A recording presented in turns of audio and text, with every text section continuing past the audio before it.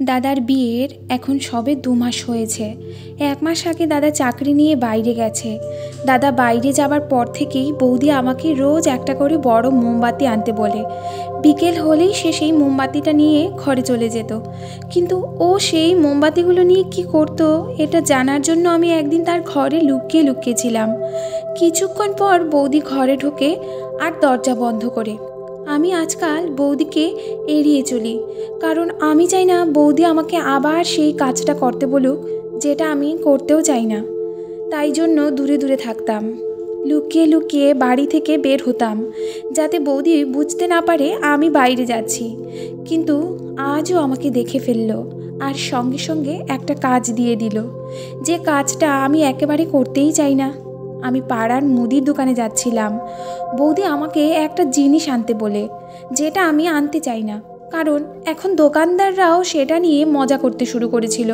কিন্তু বৌদি না বলি কি করে। মায়েরও হুকুম ছিল যে দাদা বাড়িতে নেই, তাই বৌদির কিছু দরকার হলে সেটা তোকেই এনে দিতে হবে। তাই আমাকে বৌদির সব কথা শুনতে হয়। আজ আমি আবার দোকানের বাইরে দাঁড়িয়েছিলাম আর দোকান খোলার জন্য অপেক্ষা করছিলাম। যখন দোকানদার দোকান খুলল, আমি গিয়ে বললাম, এই নিন টাকা, আর আমাকে একটা বড় মোমবাতি দিন, সব থেকে মোটাটা দেবেন। দোকানদার হাসতে হাসতে বলে, রোজ এতগুলো মোমবাতি নিয়ে কি করেন? আপনারা তো ভালো পরিবারের লোক। তোমার দাদা বাইরে গেছে চাকরি নিয়ে, তোমার ইনভার্টার কেন লাগাও না? আজকালকার দিনেও কি লাইট জ্বলে গেলে মোমবাতি জ্বালিয়ে কাজ করো? আজ আমার একটু রাগ হলো। আমি বললাম, আমার জিনিসটা তাড়াতাড়ি দিয়ে দিন, আমার অন্য কাজ আছে। আসলে আমি বলতে চাইছিলাম যে দাদা, আপনি নিজের চরকায় তেল দিন। আপনার কাজ হলো জিনিস বিক্রি করা, আপনি সেটাই করুন। আমি ওই মোমবাতিটা নিয়ে বাড়ি এলাম। বৌদি অপেক্ষা করছিল। আমার বৌদি খুব সুন্দরী ছিল, ফর্সা হবার সাথে সাথে দেখতেও খুব ভালো ছিল। সবাই ভাবতো মেয়েটা এত সুন্দরী কি করে হলো, এত সুন্দর তো সিনেমার হিরোইনরাও হয় না। বৌদি এই সৌন্দর্য দেখেই মা ওকে পছন্দ করে দাদার বউ করে এনেছিল। বিয়ের 1 মাসের মধ্যে আমাদের সব আত্মীয় স্বজনরা যারা বিয়েতে আসতে পারেনি তারা আমাদের বাড়িতে আসে বৌদিকে দেখার জন্য। তারা বারবার বৌদিকে জিজ্ঞেস করত তার কোনো বোন আছে কিনা, কিন্তু বৌদি মা বাবার একমাত্র মেয়ে ছিল। বৌদি আমার হাতে মোমবাতিটা দেখে খুব খুশি হলো। সে আমার হাত থেকে মোমবাতিটা নিয়ে তার সলতেটা তুলে ফেলে দিল আর ওটা নিয়ে নিজের ঘরে চলে গেল। বিকেল হয়ে গেছিল। বৌদি বিকেলে কোনো কাজ করতে চাইতো না, নিজের ঘরে একলা বসে থাকতো। মা বলতো, মনে হয় গৌরব এই সময় ওকে ফোন করে। ওদের সবে বিয়ে হয়েছে, কিন্তু এখনই ওদের আলাদা থাকতে হচ্ছে। বিয়েতে অনেক খরচা হয়ে গেছিল, তাই দাদাকে উপার্জনের জন্য শহরের বাইরে যেতেই হলো। তবে চিন্তা নেই, 1 বছরের মধ্যে ও ফিরে আসবে। বৌমার তো মন খারাপ হবেই। আমার মা বৌদিকে খুব ভালোবাসতো। মায়ের তার কোনো ভুলই চোখে পড়তো না। এমনটা সচরাচর দেখা যায় না, একজন শাশুড়ি তার বৌমাকে এতটা ভালোবাসে। বৌদিও সবার সাথে খুব ভালো ব্যবহার করত। কিন্তু বিকেল হলেই সে নিজের ঘরে চলে যেত। আমি ভাবতে লাগলাম যে বৌদি যদি মোমবাতিগুলো অন্ধকার ঘরে আলো আনার জন্যই আনায়, তাহলে তার সলতেগুলো ফেলে দেয় কেন? সলতে ছাড়া তো মোমবাতি জ্বলবে না, তাহলে ওইগুলো আনিয়ে কি লাভ? আমার মাথায় কিছুই ঢুকছিল না। এইদিকে দোকানদারটাও আমাকে ব্যঙ্গ করছে। আমি ভাবলাম এইবারে অন্য দোকান থেকে আনবো, কিন্তু অন্য দোকানগুলো অনেকটা দূরে ছিল। যেতে আসতে আমার অনেকটা সময় নষ্ট হয়ে যেত, আর গরমের মধ্যে এত ঘোরা সম্ভব ছিল না।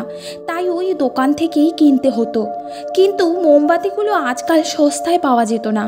বৌদির কাছে টাকা চাইতে লজ্জা লাগতো, তাই নিজের কাছে যা টাকা ছিল সেটাই খরচা করতাম। আমার ব্যাপারটা একদম ভালো লাগছিল না। মা বলতো, যদি ওকে টাকা দিয়ে জিনিস আনাতে হয় তাহলে ও তোকে বলবে কেন? ও তো ওর ভাইকেও বলতে পারে। তাই আমি আপত্তি করতাম না। কিন্তু এসব হচ্ছেটা কি?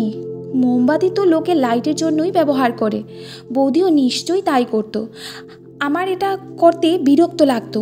আমার টাকাও শেষ হয়ে যাচ্ছিল আর কিছুই বুঝতে পারছিলাম না। এর মধ্যে দীপাবলি চলে এলো, সেটাও কেটে গেল। আমি একটা সমাধান বার করলাম। আমি কিছু টাকা অ্যাডভান্স দিয়ে একটা ইনভার্টার কিনে নিলাম আর বাড়িতে লাগিয়ে ফেললাম। আমার বিশ্বাস ছিল এরপর বৌদি আর আমাকে মোমবাতি আনতে বলবে না।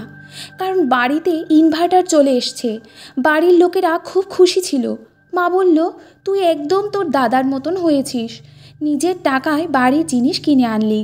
তোর দাদাও তোর মতন পরিবারের কথা আগে ভাবে, নিজের কথা পরে। তাই জন্যই তো সে বিয়ের পরপরই বাইরে চাকরি করতে চলে গেল। আর তার বউও কত ভালো, কখনো আপত্তি করেনি। আমার বিশ্বাস ছিল বৌদি আর আমাকে ওই কাজটা করতে বলবে না। কিন্তু আমি অবাক হয়ে গেলাম যখন তার পরের দিনই বৌদি আমাকে টাকা দিয়ে বলল একটা বড় মোমবাতি কিনে আনতে। তুমি কালকেও সেটা আনোনি। আমি বললাম, বৌদি, এখন তোমার মোমবাতির কি দরকার? এখন তো বাড়িতে ইনভার্টার চলে এসেছে। বৌদি আমার কথার কোনো উত্তর দিল না। আমাকে তার কথা শুনতেই হবে। আমি ভাবতে লাগলাম, ইনভার্টার লাগানোর পরেও বৌদি আমাকে কেন মোমবাতি আনতে বলছে। উত্তরটা জানার জন্য আমি কখনো যেটা করতে চাইনি সেটাই আমাকে করতে হলো। একদিন আমি বৌদিকে সরাসরি জিজ্ঞেস করলাম যে সে মোমবাতিগুলো নিয়ে কি করে। সেটা শুনে বৌদি হাসতে থাকে আর বলে, আমি রাতে জানলা খুলে রাখবো, তুমি নিজেই এসে দেখে নিও আমি ওইগুলো নিয়ে কি করি। আমার মনে হলো বৌদি খুবই অদ্ভুত। বৌদি আমাকে যে কথাটা বলল সেটা আমি মাকেও বলতে পারলাম না। একদিন দাদা ফোন করে মাকে বলল, মনে হয় তোমরা আমার বউকে খুবই ব্যস্ত রাখছো, তাই ওর আমার কথা আর মনে পড়ছে না, আমাকে ফোন করে না, আমার সাথে কথা বলে না। আমার মা বলে, ও তো বিকেল হলেই বাড়ির সব কাজ ছেড়ে নিজের ঘরে চলে যায়, আর ও বলেও তোর সাথে কথা বলতে যাচ্ছে, কারণ ওই সময়টা তোর ওখানে সকাল। আমি ওকে আর বিরক্ত করি না, ভাবি ও তোর সাথে কথা বলছে, তুই এখানে থাকিস না, তাই হয়তো কথা বলেই সময় কাটায়। দাদা বলল, এরকম কিছুই নয়, ও আমার সাথে কথা তো বলে, কিন্তু বেশিক্ষণ সময় দেয় না।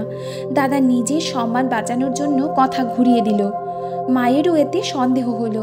তারপর থেকে মা বৌদিকে রাতের খাবার বানাতে বলে। বৌদি বলে, রাতের সব খাবার তোমাকে বানাতে হবে। রাতের খাবার বানানো মানে খাবার তৈরি করা, সবাইকে পরিবেশন করা, আর খাওয়ার পর সব বাসন মাজা। এতে অনেকটা সময় লাগতো। রাত 10টা বেজে যেত। আমাদের বাড়িতে সবাই একটু দেরি করে খেত। বৌদি দুদিন মা যা বলল তাই করলো, কিন্তু তারপর সে বিরক্ত হয়ে গেল। বলল, আমি এসব কাজ আর করব না। একে তো আমার স্বামীকে তোমরা বাইরে পাঠিয়ে দিয়েছো। বিয়ের আগে তো এরকম কিছু বলনি যে বিয়ের পর আমার বর বাইরে চলে যাবে, আর তার উপর আমাকে দিয়ে বাড়ির সব কাজ করাচ্ছ। আমি সকালের খাবার বানিয়ে দেব, কিন্তু রাতের খাবার আমি বানাতে পারবো না। যখনও মুখের উপর না বলে দিল, তখন মা আর কি করবে। মা কিছু বললে ঝগড়া লাগতো, আর মা শান্ত স্বভাবের ছিল। মা সব সময় সংসারের শান্তি বজায় রাখার চেষ্টা করত। তাই জন্য মা আর কিছু বলল না। আর আমিও মনে মনে ঠিক করে ফেললাম যে আমি দেখব বৌদি রাতে কি করে। আর বৌদি তো নিজেই বলেছে যে সে জানলা খুলে রাখবে, যাতে আমি সব কিছু দেখতে পাই। আমি ঠিক করেছিলাম আজ রাতে বৌদির ঘরের জানলার বাইরে একবার যাব। বৌদির ঘরটা একটা কোনায় ছিল, বাইরে একটা ছোট বাথরুম ছিল। দাদাকে ওই ঘরটা দেওয়া হয়েছিল কারণ ওর নতুন বিয়ে হয়েছিল, যাতে সে বউকে নিয়ে একটু আলাদা সময় কাটাতে পারে। আমার এটা করতে খুব লজ্জা লাগছিল, যদি কেউ দেখে ফেলে যে আমি বৌদির জানলার সামনে দাঁড়িয়ে আছি আর ভেতরে উকি মারছি, তখন আমার সম্মানটা কি করে থাকবে। মা তো আমাকে যা তা কথা শোনাবে। একে তো ওর স্বামী বাড়িতে নেই, তার উপর তুই রাতের বেলা ওর কাছে যাবার কে? আমি আশেপাশে দেখলাম কেউ নেই। তারপর আমি চুপি চুপি বৌদির জানলার কাছে গেলাম আর দেখলাম জানলাটা বন্ধ, কিন্তু ভেতর থেকে একটা অদ্ভুত আওয়াজ আসছিল। শুনে মনে হচ্ছিল বৌদি খুব যন্ত্রণায় আছে। আমি ভাবতে লাগলাম, বৌদি কি এমন করছে যেটা তাকে যন্ত্রণা দিচ্ছে? ও তো বলেছিল যে জানলা খুলে রাখবে, কিন্তু ও জানলা খোলেনি। তাই আমি ফেরত চলে এলাম। সকালে আমি বৌদিকে জিজ্ঞেস করলাম যে সে রাতে জানলা কেন খোলেনি। তখন সে হাসতে হাসতে বলল, আচ্ছা, তুমি দেখতে চলে এসছিলে, আমি তো মজা করছিলাম, তোমার লজ্জা লাগবে না আমার জানলা দিয়ে উকি মারতে? আমার লজ্জা লাগলো, তাই আমি বললাম, না না, আমিও মজা করছিলাম, আমি দেখতে যাইনি। ও হাসতে হাসতে বলল, কোনো ব্যাপার না, আমি জানলা খুলতে ভুলে গেছিলাম। আমার মাথায় কিছু ঢুকছিল না। বৌদির মনে কি চলে সেটা বোঝা মুশকিল। কখনো কোনো সিরিয়াস কথা বলে আর তারপর বলে আমি মজা করছিলাম, আবার কখনো কোনো সিরিয়াস কথা বলার পর বলে আমি মজা করছি না। আমার মায়েরও বৌদিকে নিয়ে সমস্যা হতে শুরু করেছিল। মা মাঝে মাঝে বৌদির উপর রেগে যেত। পাড়া প্রতিবেশীদের কাছে বৌদির সমালোচনা করত। প্রতিবেশীরা বলতো যে মা খুব ভাগ্যবতী, যে এমন চাঁদের মতন সুন্দর বৌমা পেয়েছে। আর মা বলতো আমি কি রূপ ধুয়ে জল খাবো, কিছু গুণ তো থাকতেই হবে। অথচ মা আগে বলতো যে বউকে খুব সুন্দর দেখতে হতে হবে, যাতে সবাই দেখে মুগ্ধ হয়ে যায়। বাড়ির কাজকর্ম তো আজকাল কোনো মেয়েই তেমন পারে না, বিয়ের পরই সব শেখে। কিন্তু এখন মায়ের চিন্তাভাবনা বদলে গেছিল। বৌদির নিজের তো কোনো বোন ছিল না, তবে ওর দূর সম্পর্কের একটা বোন ছিল যে ওর মতনই সুন্দর দেখতে ছিল।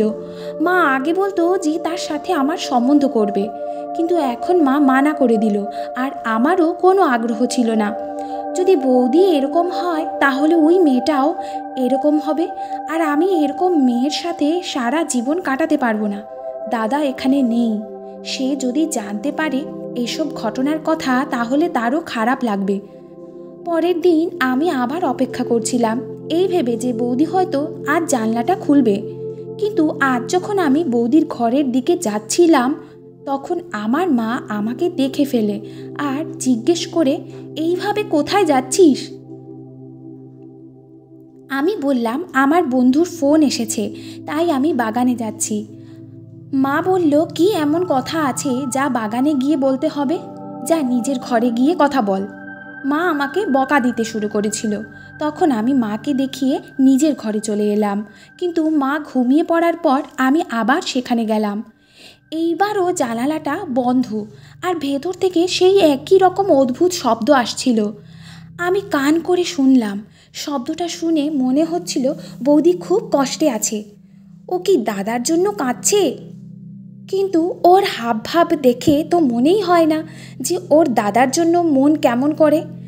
দাদা তো বলে ও আমার সাথে ঠিক করে কথাও বলে না। তোমরা কি ওকে কাজে খুব ব্যস্ত রেখেছো? কিন্তু এমনটা নয়। তাহলে এই শব্দগুলো কিসের? এটা আমাকে ভাবায়। কিন্তু পরের দিন আমি বৌদিকে এই ব্যাপারে কিছু বললাম না। ও হয়তো আমার সাথে মজা করছিল। রোজ বলে আমি জানলা খুলে রাখবো, কিন্তু খোলে না। আর আমি চোরের মতন ওখানে যাই। কাল মাও আমাকে দেখে ফেললো, তাই আমি ঠিক করলাম যে এসব কিছু আমার মাথা থেকে বার করে দেব। ওর জীবন নিয়ে আমার মাথা ঘামানোর কি দরকার? কিন্তু এই দিকেও জিনিস আমাকে দিয়েই আনাতো। তো আমি কি করব? একদিন দাদার ফোন আসলো, আর সে বলে খুব তাড়াতাড়ি সে 3 মাসের জন্য এখানে আসবে। দাদা ছুটি পাচ্ছে, কারণ যেই শহরে ও কাজ করে সেখানের অবস্থা ভালো নয়। দাদাকে খুব তাড়াতাড়ি ফেরত পাঠিয়ে দেওয়া হবে। কিছু দিনের মধ্যেই সে আসছে। খবরটা পেয়ে আমরা সবাই খুশি ছিলাম, কিন্তু বৌদিকে দেখে মনে হলো যে সে খুশি নয়। বৌদি বলে যে দাদা ছুটি পাবে না, আর এখানে আসতেও পারবে না। ওখানেই কাজ করতে হবে, আর কাজ না করলে টাকা কোথা থেকে আসবে? মা বলে, তোমার তো খুশি হওয়া উচিত যে তোমার স্বামী বাড়িতে আসছে, তা না তুমি এখন কাজ আর টাকা নিয়েই পড়ে আছো। আমার বৌদিও মুখের ওপর জবাব দিয়ে দিল, বলে টাকা না এলে এই সংসার কি করে চলবে? আপনার এই ছেলে তো কোনো রোজগার করে না। যেখানে আমি বাড়ি বাড়ি গিয়ে বাচ্চাদের টিউশন পড়াতাম, তাছাড়া আমার পড়াশোনা তখনও শেষ হয়নি, তাই রোজগারের কথা আসছে কোথা থেকে? বাবার পেনশন আসতো, আর দাদাই তো গোটা সংসার তার চালাতো। মা কিছু বলতে গেল, কিন্তু আমি মাকে চুপ করতে বললাম। আমি বললাম বৌদি নিজের আসল রূপটা দেখাচ্ছে, এসব করে বাড়ির পরিবেশ নষ্ট হবে, আর মায়েরও ব্লাড প্রেশার বাড়বে। মা নিজের ঘরে চলে গেল। আমি খুশি হলাম যে মা আমার কথা শুনে চুপ করে গেল। আমি চাই না বাড়িতে কোনো অশান্তি হোক। বৌদি ছোট ছোট ব্যাপার নিয়ে সমস্যা সৃষ্টি করত। মনে হয় ওর ভালো মানুষের মুখোশটা এবার খুলে যাচ্ছে, আর ও আমাদের দেখাচ্ছে যে ও কীরকম মহিলা। আমি বৌদির সাথে বেশি কথা বলতাম না, নিজের কাজে ব্যস্ত থাকতাম। ও যখন আমাকে কিছু আনতে বলতো আমি এনে দিতাম। একদিন আমি ফোন দেখতে দেখতে ওর ঘরের সামনে দিয়েই যাচ্ছিলাম, যখন বৌদি আমাকে ইশারা করে। আমি ঘরের ভেতরে চলে যাই। আমি ভেবেছিলাম ও আমার সাথে মজা করছে। আমি ফেরত যাচ্ছিলাম, কিন্তু হঠাৎ আমি থমকে দাঁড়ালাম। বৌদি ঘরের জানলা খুলে দিয়েছিল। তার মানে ও আজ মজা করছিল না। জানলা খোলা আছে আর আমি ভেতরে উঁকি মেরে দেখতে পারি। আমি এই সুযোগটা হাতছাড়া করতে চাই না। বৌদির দুর্বলতাটা যদি আমি জানতে পারি, তাহলে আমি মাকে বলে দেব, আর দাদাকেও। বৌদি নিজেও জানি না ও আজ কত বড় ভুল করে ফেলেছে। আজকাল আমি বৌদিকে সম্মান করতে পারি না। ও আমার মায়ের সাথে ঝগড়া করত, আর আমার সেটা একটুও ভালো লাগতো না। আমি জানলার দিকে এগোতে লাগলাম। আমার ভয়ও লাগছিল, এই ভেবে যে ভেতরে কি দেখব। জানলা খোলা ছিল আর ঘরের ভেতর আলো জ্বলছিল। দেখার জন্য আমি জানলার ভেতরে উঁকি মারলাম। প্রথমে ভেতরের দৃশ্যটা আমি ঠিক করে দেখতে পাচ্ছিলাম না, কিন্তু যখন দেখতে পেলাম তখন আমার চোখ ছানা ভরা। এখন আমি বুঝতে পারলাম বৌদির যন্ত্রণা কেন হতো। কারণ বৌদি মোমবাতিটাকে গলিয়ে নিজের মুখে আর হাতে লাগাচ্ছিল। গরম গরম মোমবাতি লাগিয়ে যখন সামনে বসেছিল, তখনও খুবই ভয়ঙ্কর লাগছিল। বৌদিও আমাকে দেখে ফেলে যে আমি জানলা দিয়ে উঁকি মারছি। ও অদ্ভুতভাবে আমার দিকে তাকিয়ে রইল। আমি ভয় পেয়ে ওখান থেকে চলে গেলাম। সকালে বৌদিকে জিজ্ঞেস করলাম যে সে এমনটা কেন করছিল। ও বলল, তোমার কি মনে হয় আমি এত সুন্দর দেখতে কেন? আমি রোজ রাতে নিজের মুখে আর হাতে মোমবাতি লাগাই। কাল আমি সেটাই করছিলাম। মোমবাতি লাগিয়ে আমার চামড়া থেকে সব ময়লা উঠে যায়, আর তাই জন্যই আমি এত সুন্দর। আমার মনে হলো বৌদির মাথা খারাপ আছে, তাই আমি আর কথা বাড়ালাম না। সুন্দর দেখতে হবার জন্য নিজেকে এত কষ্ট দেয়? যে মানুষ নিজেকে ভালোবাসে না, সে কাউকে ভালোবাসতেও পারে না। যখন ও নিজের উপর এত অত্যাচার করতে পারে, তখন ভবিষ্যতে ও যে কারোর ওপর এটা করতে পারে। আমি এই কথাটা কাউকে জানালাম না। দাদা 3 মাসের জন্য বাড়ি ফিরে এলো। দাদার বৌদির রোজ ঝগড়া হতো। বৌদি খুব জিদ্দি ছিল, আর দাদাও ওর কোনো পুরনো প্রেমের ব্যাপারে জানতে পেরে গেছিল। আজকাল বৌদি খুব ঝগড়া করত। আগে তো আমরা শুধু আওয়াজ শুনতাম, কিন্তু এখন ওদের ঝগড়া ঘরের বাইরে বেরিয়ে এলো। দাদা বলতে লাগলো যে আমি এই মেয়ের সাথে থাকতে পারবো না। এই মহিলা পাগল আছে, ওর মাথা খারাপ আছে। ব্যাপারটা ডিভোর্স অবধি চলে গেল। আমরা অনেক চেষ্টা করলাম যাতে দাদার সংসারটা না ভাঙে।